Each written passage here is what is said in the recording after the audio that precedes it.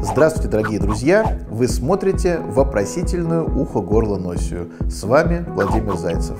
Сегодня мы говорим о детском храпе. Совершенно непонятная ситуация. Маленький ребенок, хорошенький, красивенький, ничего у него вроде бы нигде не болит, а храпит, как взрослый здоровый мужик. Почему это происходит? А происходит это потому, что у ребенка есть такие анатомические образования, как аденоидные вегетации, или по-другому они еще называются аденоиды. Вот когда они увеличиваются в размерах, и если они еще при этом не болят и не беспокоят, то их большой размер заполняет носоглотку настолько, что нос перестает дышать полностью.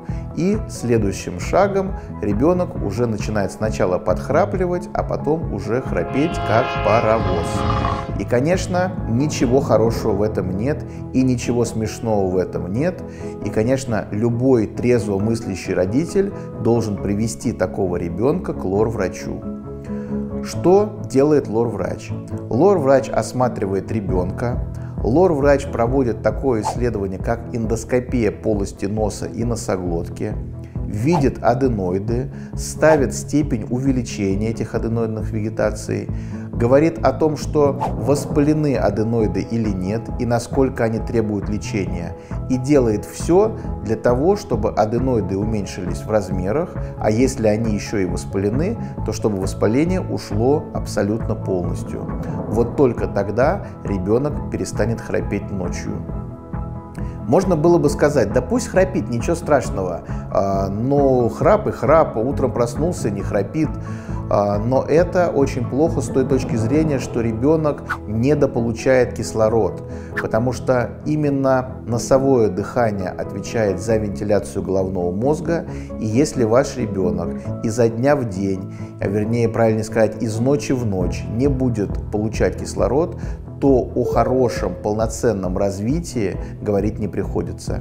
Будет отставать в умственном развитии, будут неврологическая симптоматика присутствовать, ребенок будет капризным, вялым, все время каким-то уставшим, а если у него не будет полноценно дышать нос на протяжении длительного времени, то возникает так называемое аденоидное лицо, когда открывается рот, он открыт уже на протяжении всего дня, а если еще и нижняя челюсть выдвигается вперед, то все детишки с аденоидами с высокой степенью, с третьей степенью, когда их надо уже удалять, выглядят приблизительно одинаково.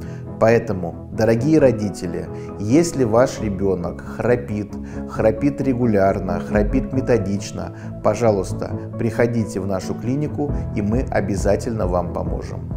Вы смотрели рубрику «Вопросительное ухо-горло-носия». С вами был Владимир Зайцев.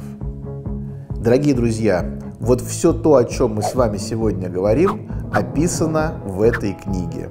Как с этим бороться и как помочь вашему ребенку. Книгу «Детский лор» спрашивайте в магазинах вашего города. Если вам понравился наш ролик, пожалуйста, поставьте лайк. И не стесняйтесь, подписывайтесь на наш видеоканал.